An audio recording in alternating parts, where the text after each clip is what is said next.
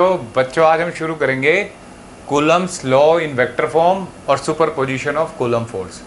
बड़े प्यारे न्यूमेरिकल होते हैं, प्रॉब्लम होती है, वो सब सीखना है। ठीक है, तो शुरुआत करते हैं Coulomb's law in vector form. तो देखो एक बार देख लेते हैं इसको।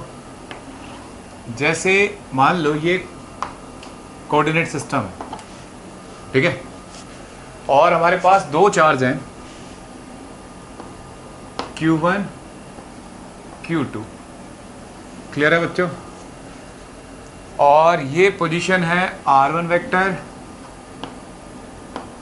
और ये पोजीशन है R2 वेक्टर। क्लियर है बच्चों? R1 vector, R2 vector, these are the position of Q1 and Q2। ठीक है, लिख सकते हैं R1 and R2 vector are the position of Q1 and Q2। ठीक है। अच्छा, वेक्टर फॉर्म की खासियत क्या है, क्यों पढ़ते हैं हम इसे स्पेशली? इससे क्या होता है, अब तक हमने ये पढ़ लिया कि भाई दो चार्ज एक दूसरे पे फोर्स लगा रहे हैं और हम ये मान के चल रहे हैं न्यूटन लॉ के अकॉर्डिंग कि फोर्स इक्वल एंड अपोजिट है। लेकिन क्या यहाँ वेरीफाई हो सकता है ये बात, थर्ड लॉ? तो थर्ड लॉ को वेरीफाई भी कर सकते हैं यहाँ से। तो देखो इन पे फोर्स रिपल्सिव होगा, तो मैंने कहा it is force on one due to two and it is force on two due to one, F12। मतलब F12 is force on Q1 due to Q2 और सिमिलरली F21 क्या होगा? Force on Q2 due to Q1। ठीक है, Q2 पे लगने वाला force है किसकी वजह से? Q1 की वजह से। क्लियर है बच्चों? अब देखो, अगर कोई दो चार्ज है तो उनके बीच में एक सेपरेशन रहा होगा, है ना भाई? अगर आपको दो वेक्टर भी पता है तो भी उनके बीच में सेपरेशन बता सकते हो। ये जो फोर्स है, पहले मैं तुम्हें यहाँ एक वेक्टर बना के दिखाता हूँ। यहाँ बना देते हैं, ये R2 वेक्टर और ये R1 वेक्टर। ठीक है, इधर से इधर एक वेक्टर बनाया मैंने, इसको R लिख लेता हूँ। तो रूल के अकॉर्डिंग ये है एरो, इसके हेड से दूसरे की टेल शुरू हुई, तो R2 plus R equal to R1। भाई इन दोनों का सम ये है, रूल है ना। एक वेक्टर उसके हेड से दूसरे की टेल शुरू होती है, तो रिजल्ट इनिशियल से फाइनल को जोड़ने वाले को रिजल्टेंट बोलते हैं। तो R आ गया R1 माइनस R2। देख लो बच्चों, है ना। तो इसको अब ऐसे तो मुझे रट नहीं पाता मैं भी कि ये R12 क्या लिखूं। अब देखो 1 और 2, तो ये R12 लिख दो तो बड़ा इजी रहेगा। ठीक है, अच्छा ये हो गया फिर R12। ठीक है सॉरी। और ये जो डायरेक्शन होगी, भाई वेक्टर तो डायरेक्शन भी होती है ना, जैसे आपने पढ़ा होगा ये वेक्टर है, ठीक है, तो इसकी डायरेक्शन को क्या कहते हैं? A cap. ठीक है, तो देखो ये हो जाएगा सॉरी, तो R12 कैप हो जाएगा ये, है ना। समझो बात को। और ये जो मैग्नीट्यूड है इसका, अगर वेक्टर का मैग्नीट्यूड देखा जाए तो R12 का मैग्नीट्यूड कितना होना चाहिए बच्चों? R के बराबर, दो चार्ज के बीच में जो फोर्स है। क्लियर है?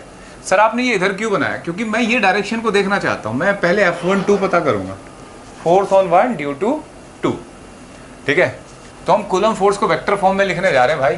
तो देखो F12 क्या होना चाहिए रूल के according? 1/4 pi epsilon not Q1 Q2 upon R square. ठीक है, आज मैग्नीट्यूड नहीं लेंगे, ध्यान रखना, जब वेक्टर फॉर्म में लिखते हैं मैग्नीट्यूड नहीं लेते, नहीं तो सब पे सेम आएगा फोर्स डायरेक्शन वेक्टर की। अब क्या ये वेक्टर फॉर्म में लिखा गया? बोलो। एक बच्चा कहता है हाँ सर लिखा गया। देखो सर एरो लगा दिया आपने।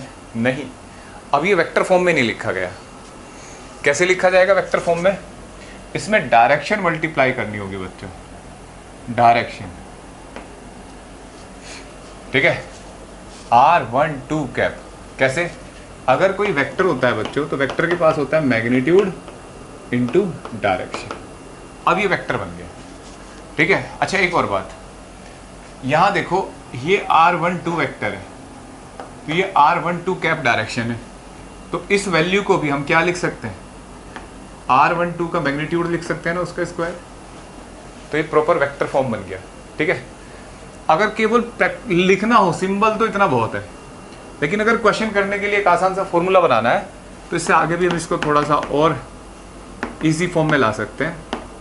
जैसे 1/4πε0 Q1 Q2 R12। मैं क्या कर रहा हूं बच्चों,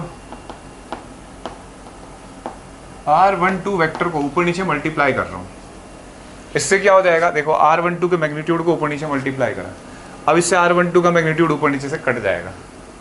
ऐसा नहीं करना। ठीक है, देखो ये क्या है, मैग्नीट्यूड इनटू डायरेक्शन। तो मैग्नीट्यूड इनटू डायरेक्शन क्या हो जाएगा बच्चों, वेक्टर। तो ऐसा बन जाएगा Q1 Q2। ठीक है, ऐसे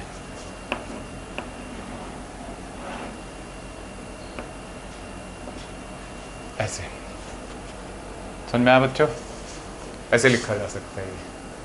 बोलो कोई डाउट यहां तक?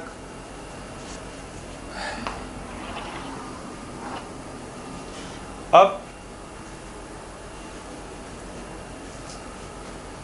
बोलो ये समझ में आया? अब कैसे बोलोगे यार तुम्हें, सर भी कुछ भी बोलते रहते हैं। अब देखो हमने अभी पढ़ा था कि R12 वेक्टर क्या है, R1 माइनस R2 है, तो आप इसे क्या लिख सकते हो, और F12 1/4πε0 है ना, Q1 Q2 upon R1 minus R2 का whole cube into R1 minus R2, ये F12 आ गया। सिमिलरली अगर F21 पता करना हो, F21 तो क्या होगा बच्चों, फोर्स ऑन 2 ड्यू टू 1 करना हो तो 1 को 2 से रिप्लेस कर लो। ठीक है, तो मैं यहां लिख लूं, अब तो वीडियो रोक के देख सकते हो भाई, सारा नोट कर सकते हो। फोर्स ऑन 2 ड्यू टू 1, तो देखो 1/4πε0 Q1 Q2, मतलब 1 को 2 से रिप्लेस करना है, तो R2 माइनस R1 का होल क्यूब। अब एक बच्चा कहता है सर ये 1 को 2 से रिप्लेस क्यों नहीं करा तो ऐसा तो नहीं है, तो R2 माइनस R1 और R2 वेक्टर माइनस R1। ठीक है, ये कौन सी इक्वेशन है बच्चों, सेकंड, और ये फर्स्ट। अब इनमें अंतर देखो, अगर तुम इसमें माइनस मल्टीप्लाई कर दो तो ये सेकंड इक्वेशन बन जाएगी, तो इसका मतलब F12 equal to minus F21। ठीक है, ये आंसर आ जाएगा, मतलब ये पता लग जाएगा। तो ये क्या कर रहा है, न्यूटन थर्ड लॉ को वेरीफाई कर रहा है कि coulomb force Newton third law को फॉलो करता है। ठीक है, ये बात बता रहा है, तो लिख सकते हो आप। ठीक है, अच्छा अगर एक नंबर में क्वेश्चन आए कि बताओ what is the significance of Coulomb's law in vector form, तो आप कहोगे कि इट वेरीफाइज थर्ड लॉ। अब देखो बच्चों आगे बढ़ते हैं। अब कोई स्पेशल क्वेश्चन ऐसा जो इसी पे बेस्ड हो, इस फॉर्मूले पे ही बेस्ड हो, तो देखो क्वेश्चन मिल सकता है। जैसे ये क्वेश्चन देखो, क्वेश्चन है कि 2 microcoulomb and 3 microcoulomb minus 3 microcoulomb are placed at point P and Q respectively। ठीक है, फाइंड द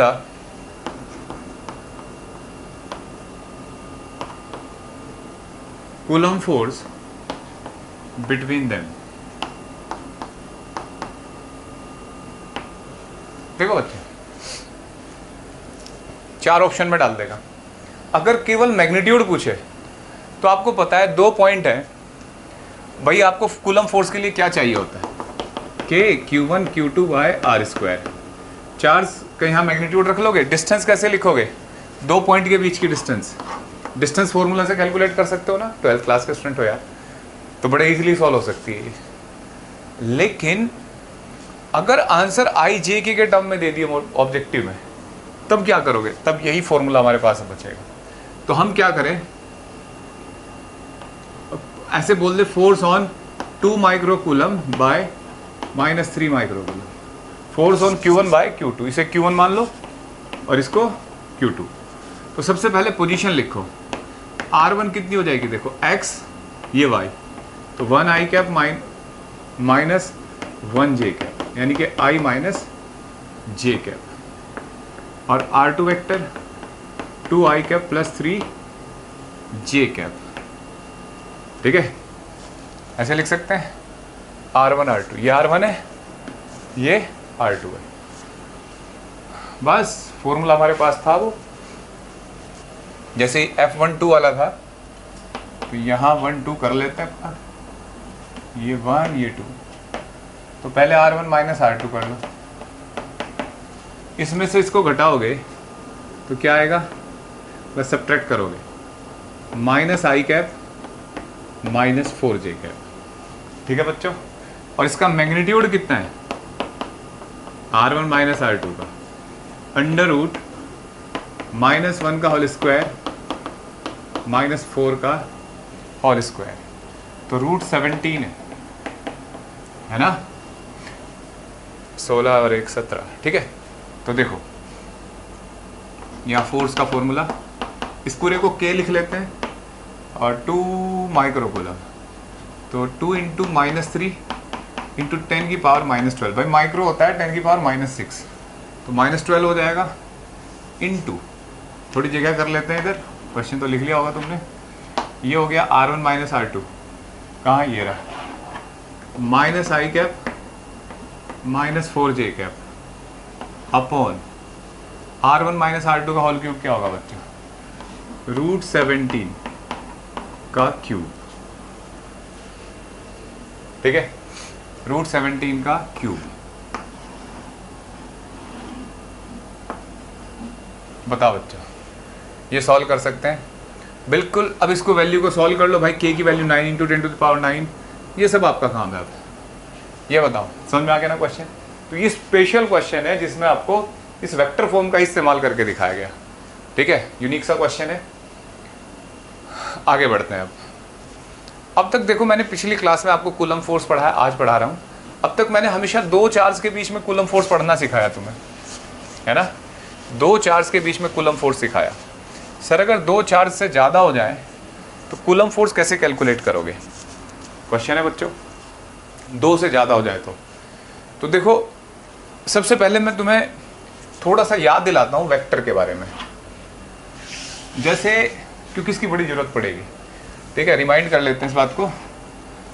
जैसे 2 वेक्टर हैं, फोर्स है ये F1 F2, है ना, तो इनका रिजल्टेंट ऐसे कुछ गुजरता है, इनके बीच में एंगल थीटा और ये फोर्स फाई।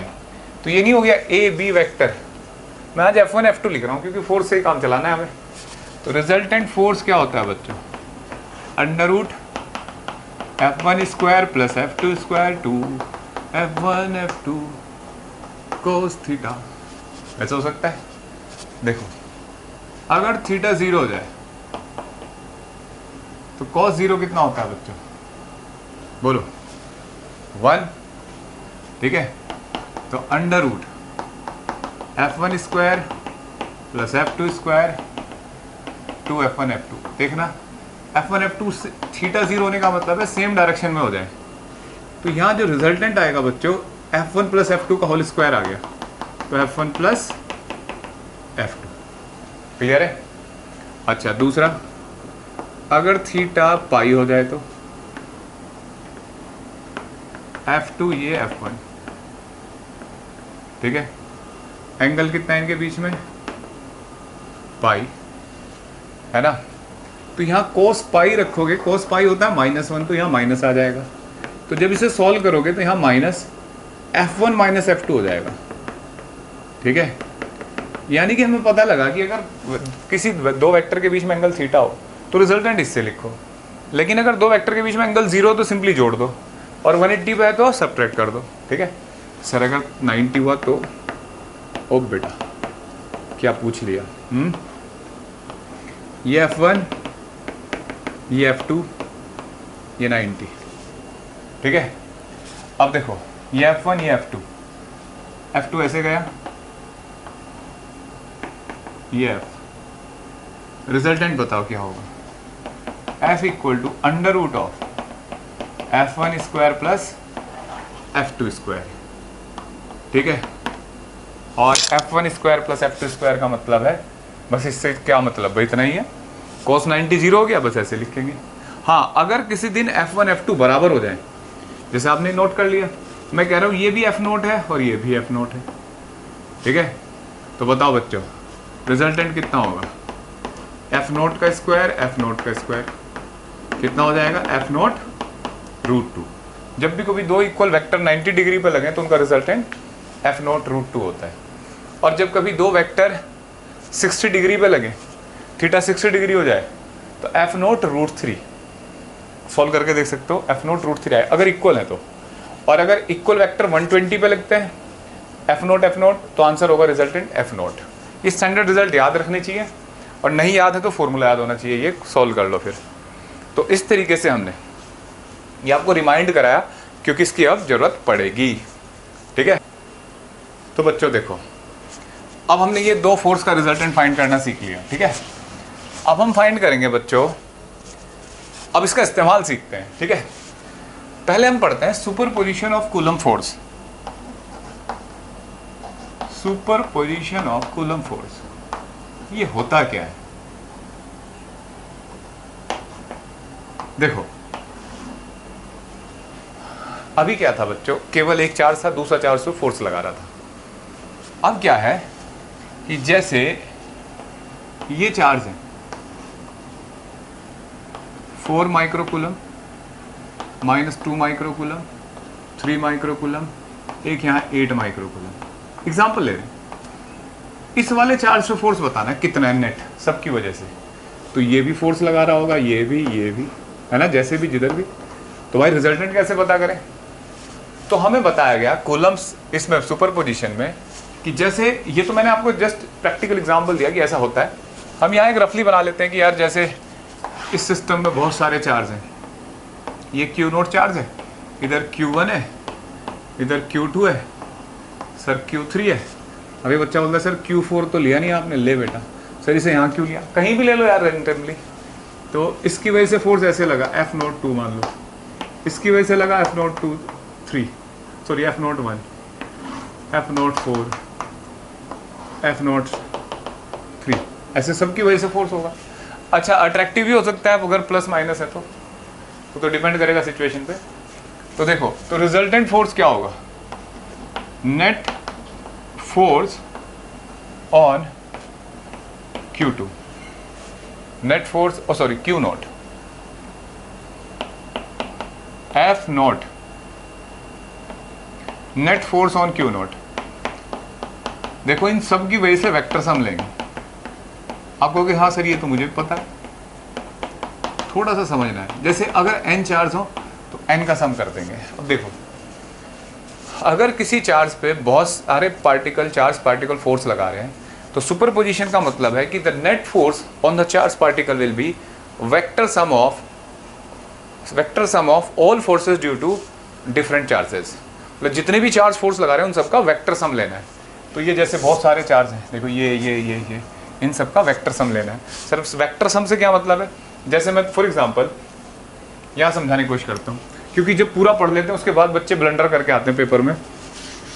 देखो 2 कूलम, ये 3 कूलम और ये 4 कूलम है और ये 5 कूलम, ऐसा कुछ। इसने इस पर लगाया इधर 10 न्यूटन, इसने लगाया 3 न्यूटन, इसने लगाया 9 न्यूटन। तो आपको ये नहीं करना कि इन सबको सिंपली जोड़ दो 3 + 10 + 9 ना, इनका वेक्टर सम लेना है। तो सुपरपोजिशन का मतलब है कि द नेट फोर्स, ये तो मैंने लिख दिया सिंपल, अगर आपको स्टेटमेंट लिखना है net force on a charge particle due to different charges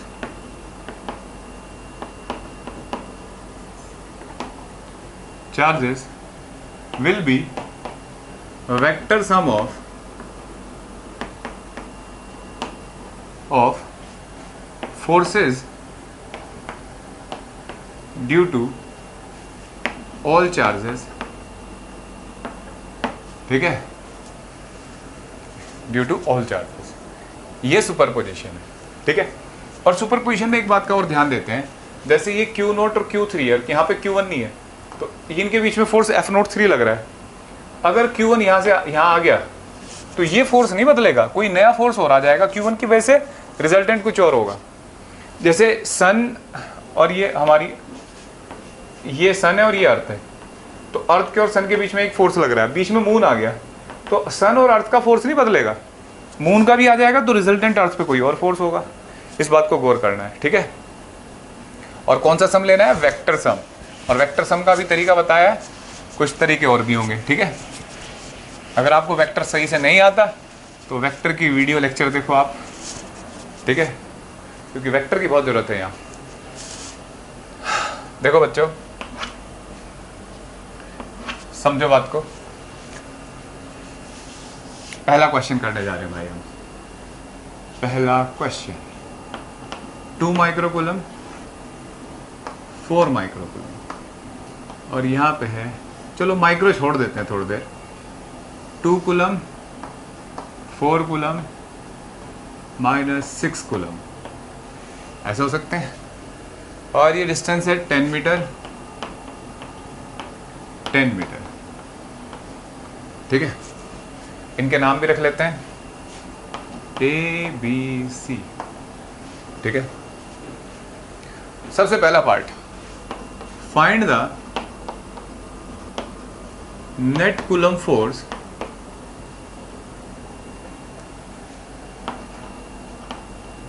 on the system.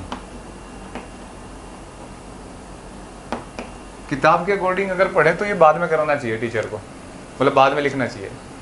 अब भाई मैं अपने तरीके से पढ़ाता हूँ। अब देखो, find the net coulomb force on each charge, on each charge, ठीक है।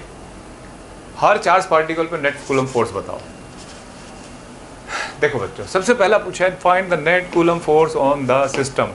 सिस्टम का मतलब क्या होता है? पूरा, इस पूरे पे बताओ।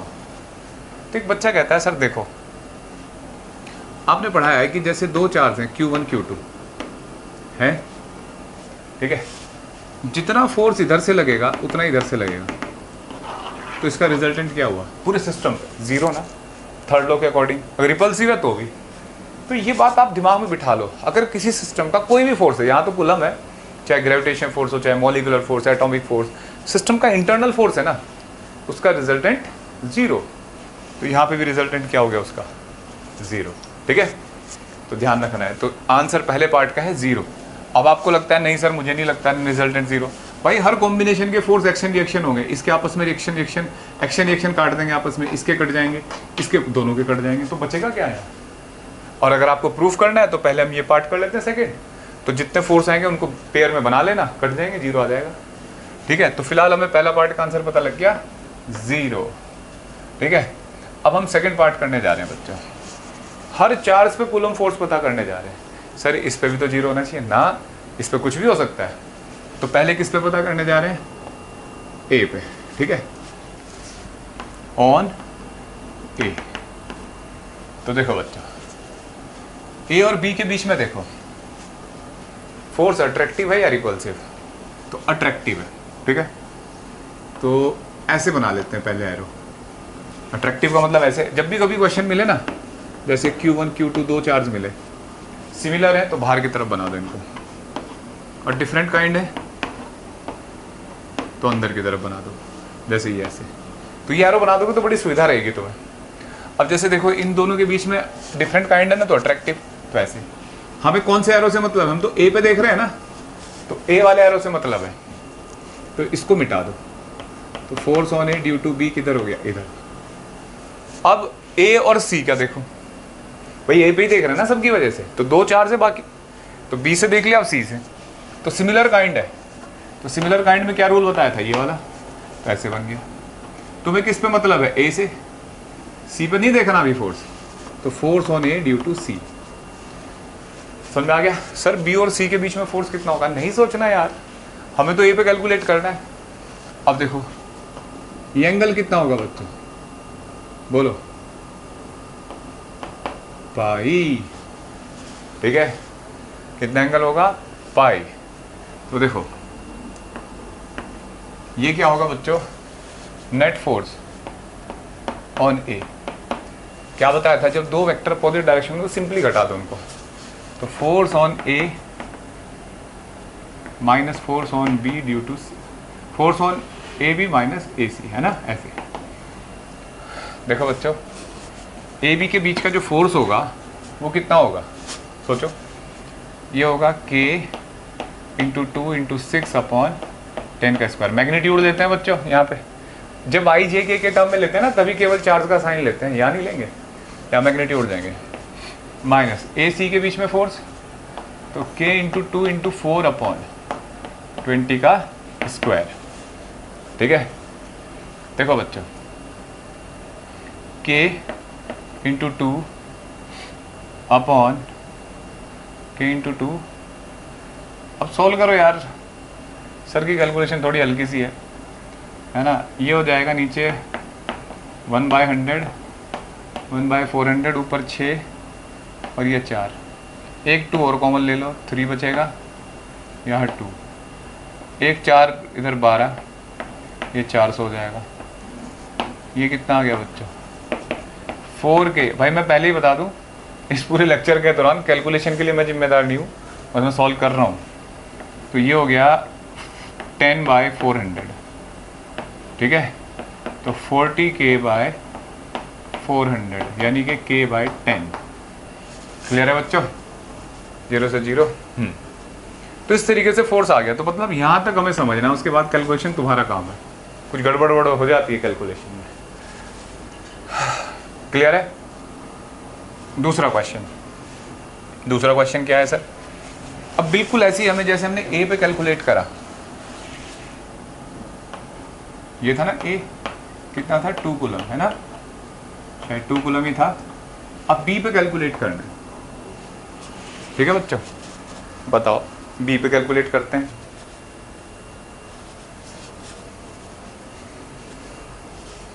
सोचो बी पे देखो, ये चार्ज इसको अट्रैक्ट करेगा, ठीक है, ये चार्ज भी इसको अट्रैक्ट करेगा, है ना। तो जो फोर्स होगा भाई ऐसे बनाएंगे ना, जैसे ये तरीका था, तो इसको मिटा दो हमें तो बी से मतलब है, फिर ये भी अट्रैक्ट कर रहे हैं, इसको मिटा दो हमें बी से मतलब है, तो ये बी पे लग रहा है सी की वजह से, ये बी पे लग रहा है ए की वजह से, ठीक है। तो देखो अब अपोजिट डायरेक्शन में तो ऐड होंगे, तो फोर्स ऑन बी, इसमें से इसको घटाया। सर आपको कैसे पता ये सेकंड वाला फोर्स बड़ा है, इसमें से इसको घटाया? यार देखो प्रैक्टिकल है, डिस्टेंस सेम है, ये दोनों मल्टीप्लाई में ज़्यादा आ रहे हैं, तो इसका मतलब वो ज़्यादा होगा फोर्स, ठीक है। तो के कितना है नहीं पता, के तो के होता है, और चार्ज 6 इंटू 4 अपॉन 10 का स्क्वायर, माइनस के इंटू 2 इंटू 6 अपॉन 10 का स्क्वायर, कितना आ जाएगा, 24K minus 12K bye 100, 12K/100, ठीक है बच्चों। ये बी पे आ गया। तो यहाँ तक ध्यान से देखो, उसके बाद कैलकुलेशन तुम्हारी है, ठीक है। इसमें लिखना पड़ेगा वीडियो में, डिस्क्लेमर होता है ना, जैसे भाई कैलकुलेशन के लिए मास्टर जी जिम्मेदार नहीं है। अब देखो, अब बच्चों सी पे कैलकुलेट करना है, बिल्कुल वैसे ही आप सी पे कैलकुलेट करो जैसे इन दोनों के बीच में अट्रैक्शन ऐसे है ना, ऐसे, तो हमें इससे मतलब है, और ए और बी के बीच में रिपल्शन, तो ऐसे force on C due to A, force on C due to B. देखो ये क्वेश्चन अगर आपने सीख लिया ना, बस फिर उसके बाद डर खुल जाता है। अभी 2-4 टाइप और कराऊंगा, ट्रायंगल, स्क्वायर वगैरह, बस फिर तुम उसके बाद हीरो हो, फिर कोई नहीं हरा सकता तुम्हें। अब इसमें देखो बी और सी के बीच में अट्रैक्टिव फोर्स ज़्यादा होगा उस वाले से, सी और ए के रिपल्सन से, क्यों? क्योंकि नज़दीक है। तो देखो रिजल्टेंट सी पे क्या लिखोगे, सी और बी का फोर्स माइनस सी और ए का फोर्स। क्लियर है बच्चों? बस सी और बी का फोर्स कितना होगा, k इंटू 4 इंटू 6 बाय 10 का square minus k into 2 into 4 upon 20 का स्क्वायर। सॉल्व कर लो, ठीक है? बताओ, कोई डाउट यहाँ तक? अब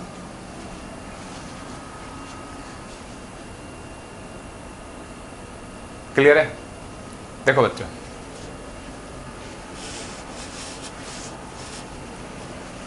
अब मैं एक क्वेश्चन और दिखा देता हूँ। जैसे इसमें एक डाटा चेंज करके दिखाता हूँ। जैसे क्वेश्चन आ जाए 4 कूलम, 2 कूलम, 5 कूलम, ठीक है? ऐसे डिस्टेंस कुछ भी, मैं कहूँ पूरे सिस्टम पे कूलम फोर्स बताओ, तो क्या आएगा आंसर? 0। क्यों? क्योंकि तुम हो हीरो, ये वजह है कुछ और? इंटरनल फोर्स है, तो इंटरनल फोर्स का रिजल्टेंट क्या रहता है हमेशा? 0। तो रिजल्टेंट 0 होगा, ठीक है? तो मैं क्वेश्चन ये नहीं कह रहा था, ये मैं चाहता हूँ कि ये बताऊँ, जैसे इस पे बताना है इस केस में। तो देखो वो भी सिमिलर काइंड है ना, तो रिपल्सिव, और ये भी सिमिलर काइंड है, रिपल्सिव। तो क्या कर देंगे बच्चों, इसको जोड़ देंगे, ठीक है? जोड़ देंगे ना, तो ये दोनों फोर्स ऐड होके रिजल्टेंट आ जाएगा। समझ आया? इसमें जोड़ देंगे, जैसे घट रहे थे ना, अब इस बार दोनों सेम डायरेक्शन में। चलो मैं करके दिखाता हूँ। ये 2 मीटर है, ये 2 मीटर है, तो ए पे भी जो फोर्स है वो इधर की तरफ है, force on A due to B, और ए सी की वजह से भी, लाओ मैं पूरा कर दूँ इसको, 4 कूलम, ये ए है, ठीक है बच्चों? देखो यहाँ ए लिखते हैं, यहाँ से इन दोनों के बीच में देखो, पहले सिमिलर है ना, रिपेल करेंगे, हमें तो इससे मतलब है, तो force on A due to B ऐसे आगे। फिर ऐसे ही ए और सी के बीच में देखो, ये रिपेल करेंगे ऐसे, तो force on A due to C ऐसे आ गया। बस फोर्स ऑन ए, अच्छा पहले ये 4 कूलम लिखा था मैंने, लो 4 कूलम लिख देते, फर्क कुछ नहीं पड़ने का बच्चों। तो ये दोनों फोर्स जोड़ दो ऐसे, एफ ए बी कितना होगा, k इंटू 4 इंटू 2 बाय 2 का square plus k into 4 into 5 upon 4 का स्क्वायर। इसको सॉल्व कर दो, ठीक है? कोई डाउट? अब आगे बढ़ते हैं बच्चों। ये थे एक ही लाइन में चार्ज रखे हुए हैं, ठीक है? अब जैसे बहुत सारे रखे हो तो ऐसे ही जोड़ते घटाते रहते हैं। अब क्वेश्चन है अगर थोड़ा सा डिफरेंट हो, मतलब जैसे ट्रायंगल, इस पे 2-3 चार्ज रखे हैं ऐसे, ठीक है बच्चों? 2 कूलम, -2 कूलम, 3 कूलम, ये 10 मीटर, 10 मीटर, 10 मीटर। सर आपने एंगल नहीं बताया इनके बीच में कितने हैं? तो 10 metre, 10 metre, 10 metre equal side है ना, तो इसका मतलब क्या होगा, ये इक्विलेटरल ट्रायंगल, ठीक है? तो इस तरीके से ये 2 चार्ज पार्टिकल है, 3 चार्ज पार्टिकल है बच्चों। अगर मैं आपसे पूछूं एक सवाल पहला, what is the net coulomb force on this system, तो क्या बताओगे? 0 है ना? लेकिन क्वेश्चन यहाँ ये नहीं है, मतलब वो तो हमेशा ही होगा, हमेशा 0। आज एक एक करके सब पे पूछ रहा है वो, इस पे बताओ, इस पे बताओ। तो सबसे पहले हमसे ये पूछा कि ए पे बताओ नेट कूलम फोर्स। तो देखो बच्चों, बी और ए रिपल्सिव फोर्स लगाएंगे ना, सिमिलर काइंड है, तो देखो force on A due to C, sorry A due to B, ऐसे हो गया, ठीक है? फिर ए और सी के बीच में देखो अट्रैक्टिव, तो ये ऐसे हो गया। अब ये 2 वेक्टर है, इनके बीच में एंगल, भाई आज तो एंगल आ गया, जब 2 वेक्टर किसी एंगल पे होते हैं तो एंगल चेक किया जाता है। तो ये 60 डिग्री है, तो ये कितना है, 120 डिग्री। मानते हो बच्चों? 120 डिग्री। तो net force on A is under root F A B का whole square F A C का whole square two F A F B F A C और cos 120।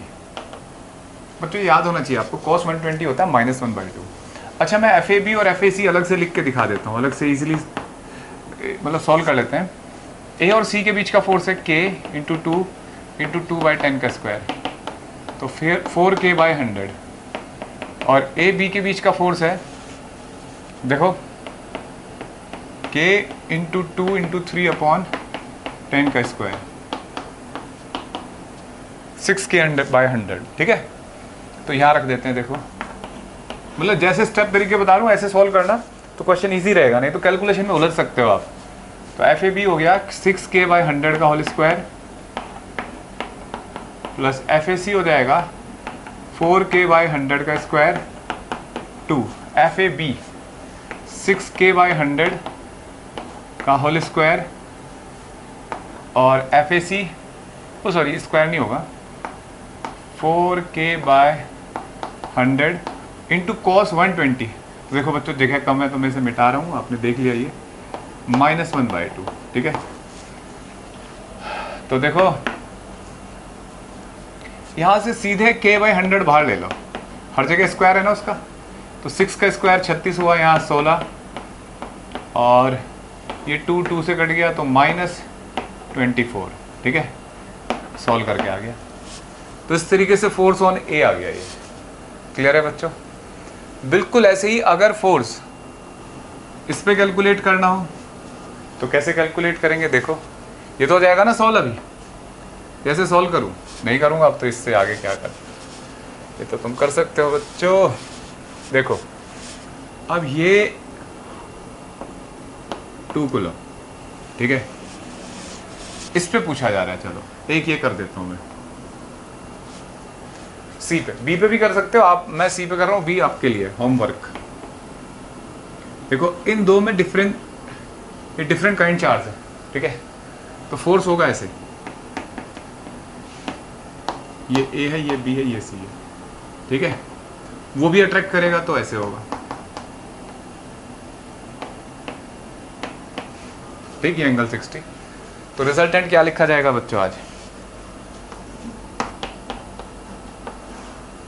F C A square F C B square two F C A F C B into cos 60। ठीक है, और F C ए कितना था? 4k/100 अभी लिखा था ना हमने, इसको देख लेते हैं। ये हो जाएगा 6k/100। ये एफ सी बी और ये एफ सी ए, इनको यहाँ रख दो। तो एफ सी ए के 4/100 का स्क्वायर, सी और बी के बीच का फोर्स है, सी ए का पहले रखना था ना, हाँ, और सी और बी के बीच का फोर्स है 6k/100 टू सी ए के बीच k into 4/100 into k into 6/100 और cos 60 कितना होता है बच्चों? 1/2। ठीक है, तो 2 से 2 कट गया, k/100 बाहर ले लो, 4 का स्क्वायर बचेगा 16, 6 का स्क्वायर 36, 6 चौक 24। सॉल्व कर लो इसको। तो इस तरीके से हमने ये 2 चार्ज अगर ट्रायंगल के कॉर्नर पे रखो तो फोर्स पता कर लिया। ठीक है सर, अगर एक चार्ज पे अब तक आपने, पहले तो मैंने क्या सिखाया, 2 चार्ज के बीच में फोर्स, अब 3 चार्ज के बीच बताया कि एक चार्ज और बाकी 2 से पता कर रहे हैं। अगर एक चार्ज और बाकी बहुत सारे हो तो क्या करोगे? तो भी इलाज करेंगे। ठीक है, देखो बच्चों हमें क्या करना होता है, थोड़ा सा एक चीज़ और सिखाऊंगा मैं आपको, इसे बोलते हैं रिजोल्यूशन ऑफ वेक्टर। वैसे आप 11th में पढ़ के आए हो, लेकिन 11th नहीं याद रही तुम्हें, कंसेप्ट तो क्या याद रहेंगे, हैं? याद है सब कुछ, तो थोड़ा सा रिवाइज करूंगा मैं कंसेप्ट को। जैसे कोई वेक्टर है, ये वेक्टर है और ये एंगल थीटा है, तो बताओ बच्चों इसका इधर कंपोनेंट कितना आएगा? a cos थीटा आएगा ना, है ना, और इधर कंपोनेंट कितना आएगा? a sin theta. क्लियर है? ऐसे ही अगर इधर है वेक्टर और ये एंगल थीटा है, तो इसका कंपोनेंट इधर कितना जाएगा, a cos थीटा, और ये a sin थीटा। कंपोनेंट का मतलब आपको पता होना चाहिए क्या है कि भाई उसका कितना इफेक्ट है उधर, है ना। मान लो कोई पार्टिकल ऐसे वेलोसिटी v से चल रहा है, तो x में कौन सी वेलोसिटी चल रहा है और y कोऑर्डिनेट कौन सी वेलोसिटी से फॉलो कर रहा है, ये कंपोनेंट कहलाते हैं, यही फोर्स का है। लेकिन अगर मतलब आपको रटा होगा, रट भी लो चाहे, कि थीटा के लॉन्ग कॉस होता है, थीटा से उल्टा साइन। लेकिन अगर वेक्टर इधर है, अब मैं कह रहा हूँ कि बेटा इधर रिजोल्व करो, तो किसी भी वेक्टर को 90 डिग्री रिजोल्व नहीं कर सकते आप, किसी भी वेक्टर को 90 डिग्री रिजोल्व नहीं कर सकते। इसका मतलब ये रिजोल्व नहीं होगा, ठीक है। तो इसका कंपोनेंट एक्स डायरेक्शन में कितना आएगा, 0। अच्छा, कोई वेक्टर ए इधर है, मैं कह रहा हूँ इसे वाई में रिजोल्व करो, तो नहीं होगा, ठीक है। तो ये रट लो आप कि भाई 90 डिग्री पे रिजोल्व नहीं होता कोई वेक्टर। सर इसका फ़ायदा क्या होगा, तो देखो अब क्वेश्चन देखते हैं। 2-3 क्वेश्चन ऐसे देख लेते हैं जो लेंथी कैलकुलेशन के होते हैं, फिर दिमाग खुल जाएगा तुम्हारा। अच्छा, एक √2 होता है, √2, है ना। तो देखो √2 होता है 1.4 के आसपास, तो ये हटाया, इसको 10 बना लिया, 7/5। तो जहां भी हमारा √2 आएगा, आज हम उसे 7/5 लिखेंगे, ठीक है। √2 को 1/√2 को 5/7, क्लियर।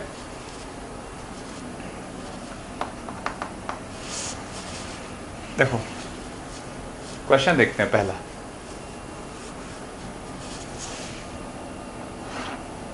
जैसे एक स्क्वायर है बच्चों, उसके कॉर्नर पे कई चार्ज रखे हुए हैं, क्लियर है। ऐसे 4 चार्जेस हैं एक स्क्वायर के कॉर्नर पे रखे हैं, और ये -2 कूलम है, ये 1 कूलम है, ये 3 कूलम है, ये 4 कूलम है, ठीक है। और स्क्वायर की साइड है 10 मीटर, 10 मीटर, 10 मीटर, स्क्वायर के कॉर्नर पर रखे हैं बच्चों। हमसे पूछा जा रहा है -2 कूलम चार्ज पे फोर्स बताओ। ये बहुत मतलब सीधा कैलकुलेशन का क्वेश्चन है, बहुत ट्रिकी या कुछ मज़ेदार क्वेश्चन नहीं है, लेकिन ऐसे क्वेश्चन भी आपको सॉल्व करने पड़ेंगे, ठीक है, तभी आपका दिमाग खुलेगा।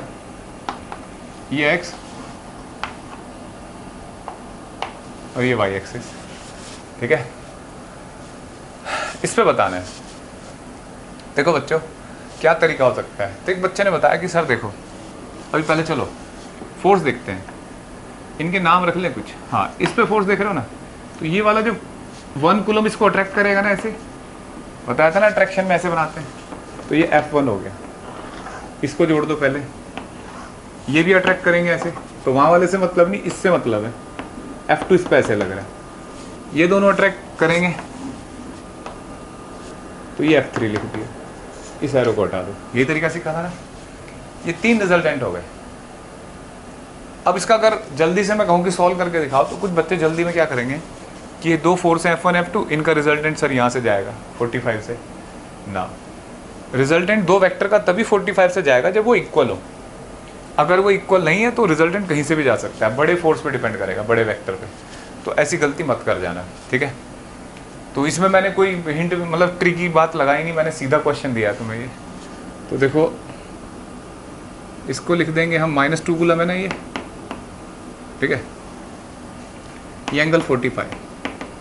तो यहाँ 3 फोर्स हैं, तो 3 फोर्स का कभी फॉर्मूला मैंने पढ़ाया नहीं तुम्हें वेक्टर का, ये square plus B square two AB cos theta, ऐसा कुछ नहीं पढ़ाया कभी। तो हम क्या करेंगे, इनको रिजोल्यूशन मेथड से सोल्व करेंगे। देखो क्या सिखाया जाता है वेक्टर रिजोल्यूशन में कि सारे वेक्टर को पहले x में रिजोल्व करो।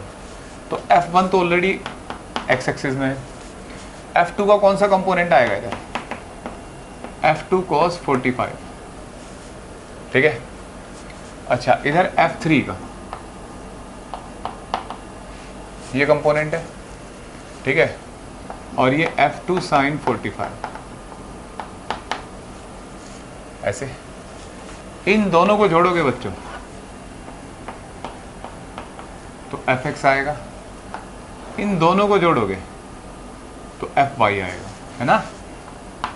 समझ रहे हो भाई, Fx में ये F1 तो पहले से, F2 का cos 45 कंपोनेंट गया, F3 का कुछ नहीं गया। फिर y में देखें, y में F3, F2 का इधर कंपोनेंट F2 sin 45, और F1 का कोई कंपोनेंट नहीं होगा, ठीक है। देखो बच्चों अब सोचो, एफ एक्स कितना होगा, F1 plus F2 cos 45। F1 कितना होगा, K इंटू 2। पहले सबको अलग अलग सॉल्व करेंगे, एफ एक्स अलग से, एफ वाई अलग से, ऐसे K into F1 1 into 2y 10 का स्क्वायर। ठीक है बच्चों। F2 कितना होगा, K into 2 into 3 upon 10 root 2 का whole square. cos 45 1 by root 2। तो 1 बाई रूट 2 मैंने अभी क्या बताया था, रूट 2 होता है 7 बाई 5, तो ये क्या हो जाएगा 5 बाई 7। इससे इजी हो जाती है कैलकुलेशन। तो देखो 2k बाई 100, ठीक है, और देखो ये हो जाएगा 200, तो एक 2 कट के 100, और ये हो जाएगा 15k बाई 700। सोच ले बात, रूट 2 का स्क्वायर 2 काट जाएगा, तो 3 5 या 15 और नीचे 700 कर देगा। ठीक है, अब 700 एलसीएम ले लो, तो यहाँ 7 7 दूनी 14 और 15k, तो ये हो जाएगा 29k बाई 700। किसी को डाउट यहाँ तक? कैलकुलेशन है बेटा, ठीक है, एफ एक्स कैलकुलेट किया। सिमिलरली एफ वाई कैलकुलेट करते हैं, देख लो इसको, और कॉपी पेन लेके बैठना है आपको। हो सकता है मेरी कैलकुलेशन में कुछ गड़बड़ हो जाए, तो आपको अपनी बहादुरी दिखानी है। ठीक है, देखो टकरा गया था भाई। अब देखो जैसे F Y F3 plus F2 sign 45, मानते हो बच्चा? लिख सकते हैं ना। F3 कितना है, ये रहा, इनके बीच में फोर्स कितना होगा, K into 2 into 4 by 100 plus F2 कितना होगा, ओ F2 होगा K into 2 into 3 upon 10 root 2 का स्क्वायर। भाई डायगोनल 10 रूट 2 होता है नहीं, और साइन 45 1 बाय रूट 2, और 1 बाय रूट 2 का क्या इलाज ढूंढा हमने, 5 बाई 7। ठीक है, अब देखो यहाँ भी ऐसा ही कुछ, ये हो जाएगा 8k बाई 100 प्लस एक 2 इससे जाएगा 15k बाई 700। ये हो जाएगा बच्चों k, 700 कॉमन लेना है ना, 7 8 जा 56। ओ भाई बहुत ही बुरी वैल्यू आई है। ये हो जाएगा 56 और 11, 5 और 1 6 1 7 17 71k बाई 700। ऐसा मन कर रहा है 7 से 7 को काट दूँ है, लेकिन हो नहीं सकता ऐसा। तो ये आया बच्चों एफ वाई, देख लो एक बार, ये पूरा एफ वाई आया। बस अब रिजल्टेंट सॉल्व।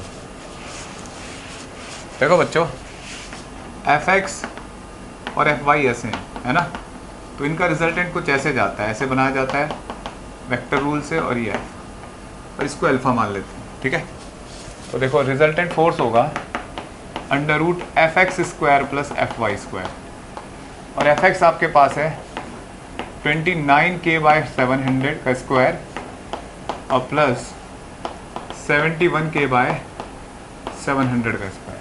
ठीक है, k बाई 700 कॉमन ले लो, अंदर जो बचा। और अगर एंगल बताना है कि एक्स एक्सिस से कितने एंगल पे है, तो tan alpha equal to F Y by F X, और एफ वाई कितना है 17k बाई 700, एफ एक्स है 29k बाई 700, 71 बाई 29। ठीक है बच्चों, तो इस तरीके से मैंने आपको ये एंगल बताया। तो इस तरीके से आप 4 चार्जेस की वजह से 3-4 चार्जेस का सुपरपोजिशन कैलकुलेट कर सकते हो। अच्छा, इस क्वेश्चन में क्या हो सकता है, और में ऐसा हो जाता है जैसे ये प्लस है, ये भी प्लस हो जाए, तो ये इधर चला जाएगा, तो फिर रिजल्टेंट अगर कोई फोर्स नीचे की तरफ गया तो उसको सब्ट्रैक्ट कर देंगे। अगर पॉजिटिव डायरेक्शन में देख रहे हो, जो बैकवर्ड डायरेक्शन है उसे सब्ट्रैक्ट कर देना है। रिजल्टेंट ऐसे ही लिखा जाना है, पहले एफ एक्स और फिर एफ वाई। इस तरीके से रिजल्टेंट फोर्स कैलकुलेट कर लो। देखो कई बार क्वेश्चन इस तरीके से आ जाते हैं, जैसे ये स्क्वायर है, ठीक है, इजी क्वेश्चन भी आ जाते हैं, ये क्यू, ये क्यू, ये क्यू और ये क्यू नोट, ठीक है बच्चों। हमें क्यू नोट पे नेट फोर्स बताना है इस वाले पे। तो ये साइड ए मान लेते हैं, ये ए दे रखी है, स्क्वायर है, तो इसकी वजह से फोर्स होगा बच्चों एफ नोट, ठीक है, ये एफ नोट हुआ, और इसकी वजह से भी फोर्स होगा एफ नोट। इक्वल फोर्स होंगे, देखो कितना होता है, के क्यू क्यू नोट बाई ए का स्क्वायर, तो चार्ज इंटू चार्ज अपॉन ए का स्क्वायर, इस तरीके से। तो ये भी फोर्स आ गया, ये भी आ गया। आप सोचो एक फोर्स ये होगा, है ना, उसको भी देखते हैं कितना होगा।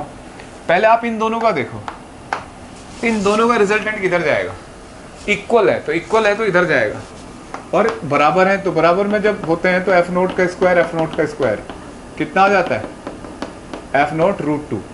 तो इसका मतलब बच्चों ये हो जाएगा एफ नोट रूट 2, इन दोनों का रिजल्टेंट, है ना, समझ में आया बच्चों।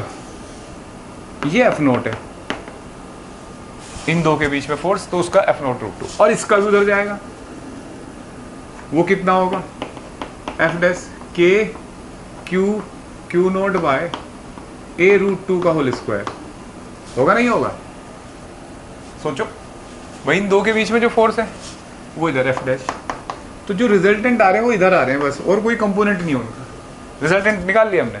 तो सिंपली क्या लिख सकते हो, फोर्स।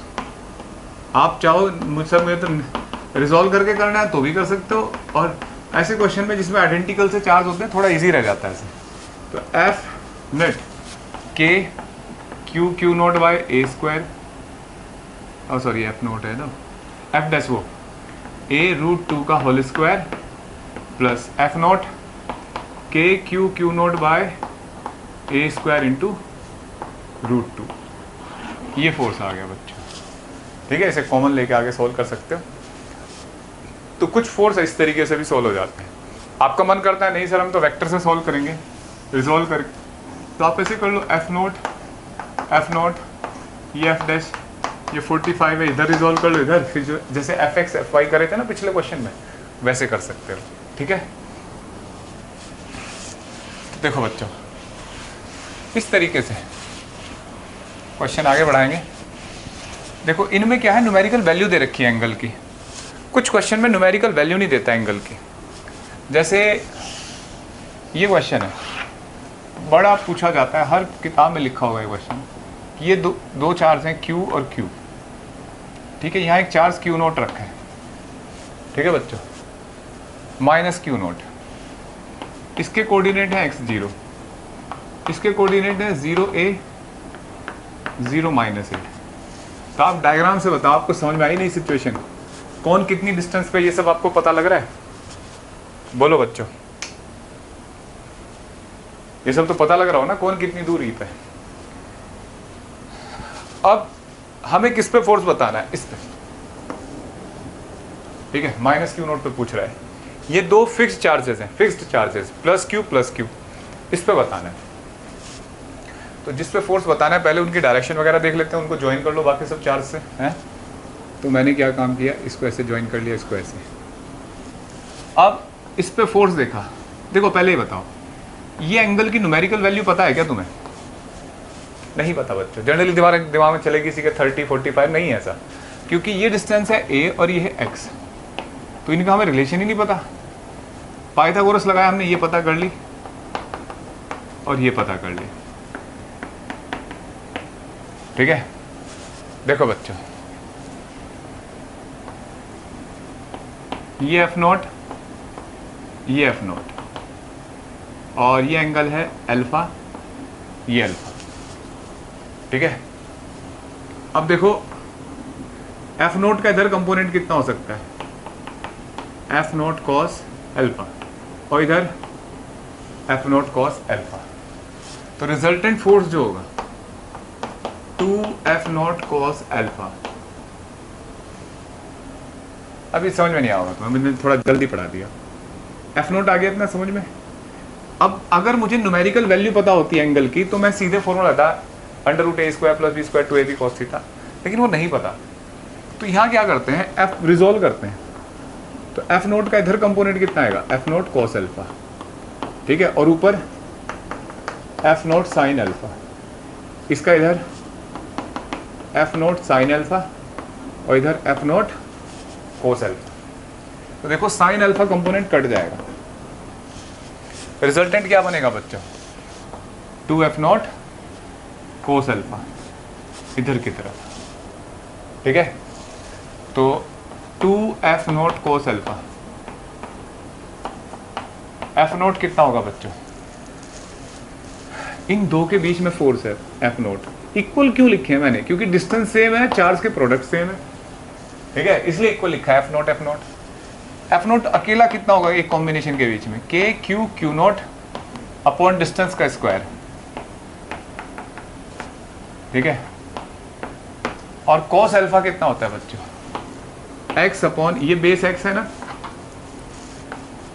अपॉन a² प्लस, ठीक, 2k क्यू नॉट अपॉन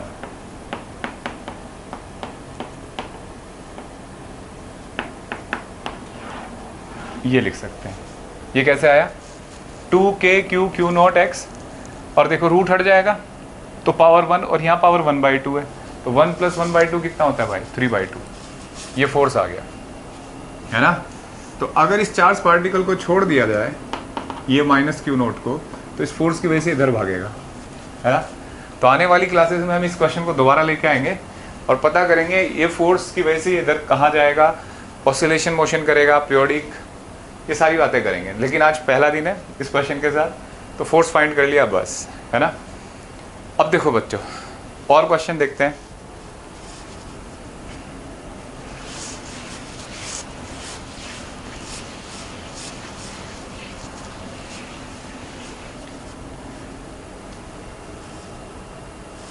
देखो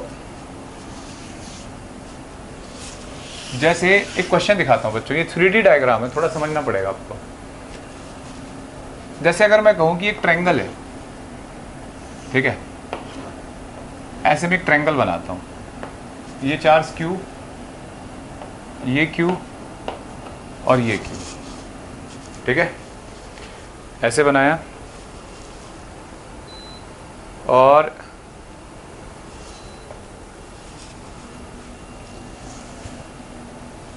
यहाँ सेंटर पे क्यू नोट फोर्स चार्ज रखा हमने, उस पर फोर्स बताना है बच्चों, ठीक है। पहले इसी को करते हैं क्वेश्चन को, फिर इसका थोड़ा सा आगे बढ़ाएंगे लेवल। तो ये डिस्टेंस a है, ये डिस्टेंस a है, ये डिस्टेंस a है, ठीक है। तो देखो मैंने इसको मिला लिया ऐसे, ये डिस्टेंस r, ये इसके सेंटर पे रखा हुआ बच्चों, ठीक है। तो इन दोनों के बीच में जो फोर्स होगा वो ऐसे जाएगा, है ना। मैंने इसको एफ नोट लिखा, के क्यू क्या होगा फॉर्मूला, के क्यू नोट बाय r², है ना। के इज 1/4πε0। अच्छा बिल्कुल इन दोनों के बीच में देखना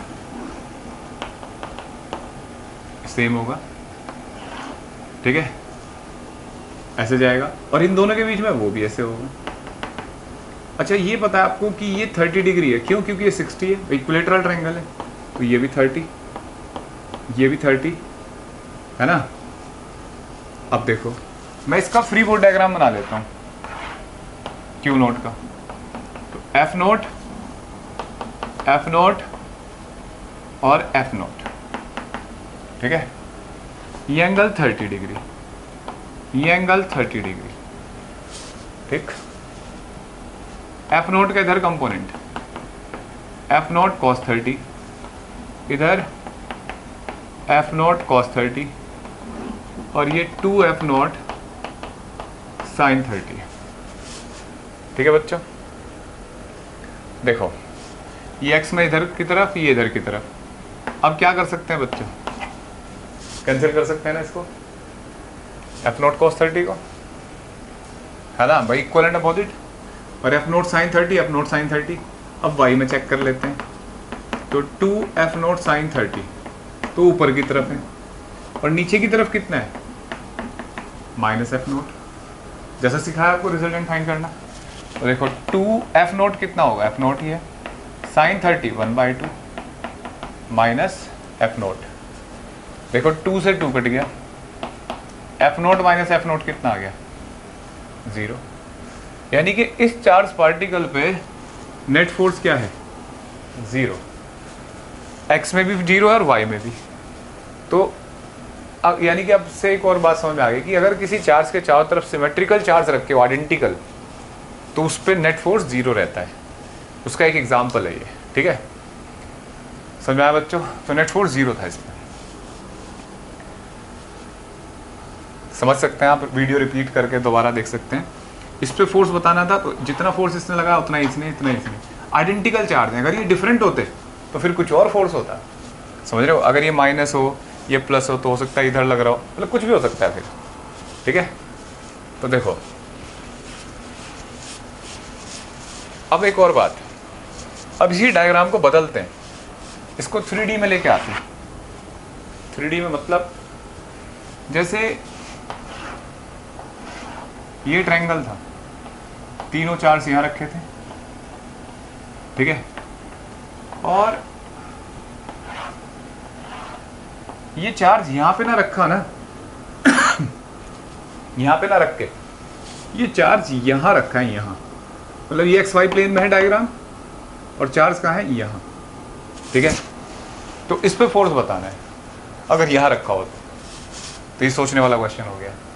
ये आपको डिस्टेंस दे रखी है R R R, और जो डिस्टेंस है ना वो परपेंडिकुलर, वो भी दे रखी है, XYZ कुछ लिखा होगा, उस पर फोर्स बताना है।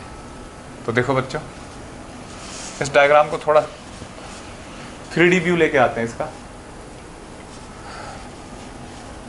ऐसे।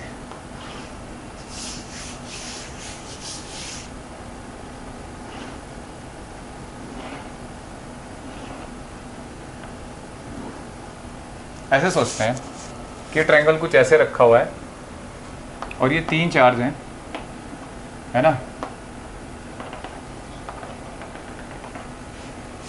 यहाँ चार्ज क्यू नोट है, एक्स डिस्टेंस ऊपर, ये R, ये R, ये R, चलो इसको Y मान लेते हैं, Y डिस्टेंस ऊपर, ठीक है। समझ में आया चित्र कि ट्रायंगल ऐसे है तो उसके ऊपर ऐसे रखा हुआ है, उसको ऐसे देख रहे हैं यहाँ से। थोड़ा सोचने वाला क्वेश्चन है बच्चों ये। तो ये जो चार्ज है इस पे फोर्स ऐसे लगाएगा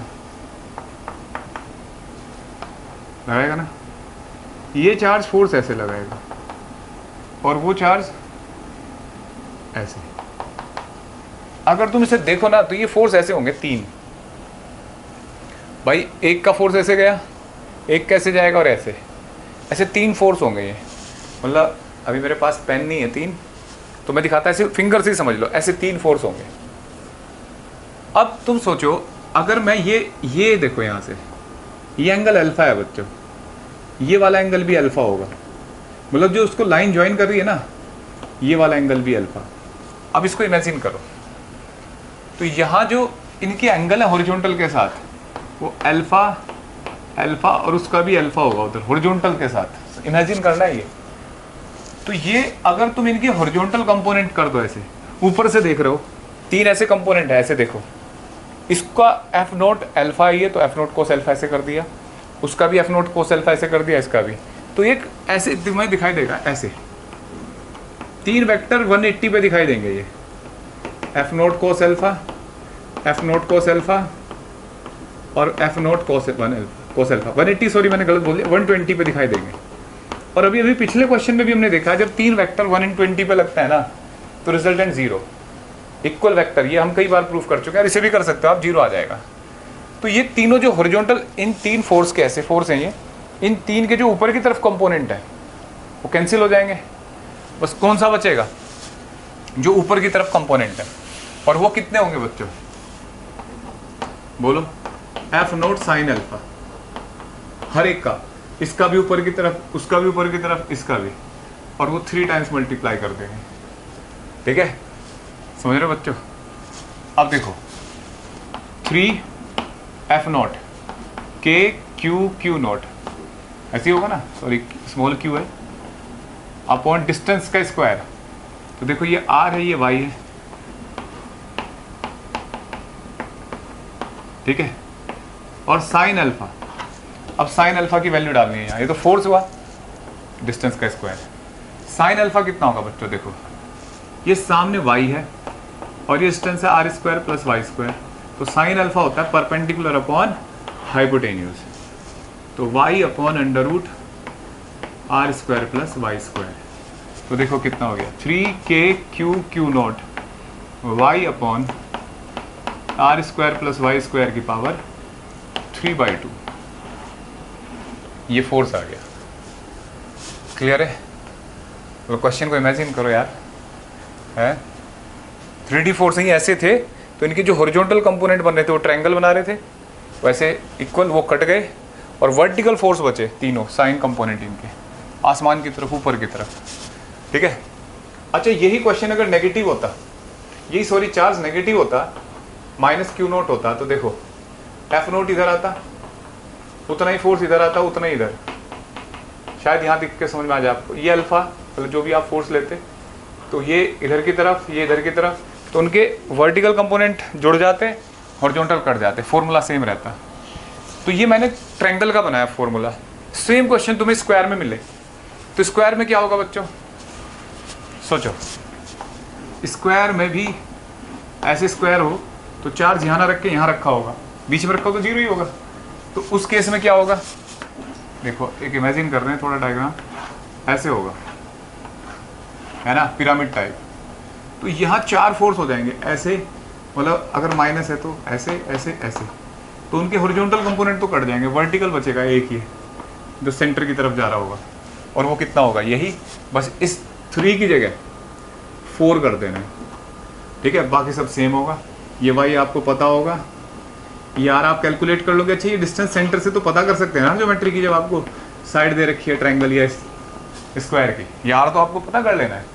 तो देखो इसका मतलब आज से हम क्या कर लें, एन अगर रख लें यहाँ, तो किसी भी ज्योमेट्री के लिए फॉर्मूला तैयार हो गया, आप डायरेक्ट इस्तेमाल कर सकते हो इसको, ठीक है। तो बच्चों आज की क्लास में हमने बहुत ज़्यादा क्वेश्चन पढ़ लिए, बहुत ज़्यादा हो गया ये। अगली क्लास में हम सिमेट्री के क्वेश्चन देखेंगे, इक्विलिब्रियम के क्वेश्चन करेंगे और चैप्टर को आगे बढ़ाएंगे, ठीक है। तो आज की क्लास में आप जितना आपको पढ़ाया गया इसे अच्छे से तैयार करो और अच्छे से पढ़ो बच्चों इसको, ठीक है।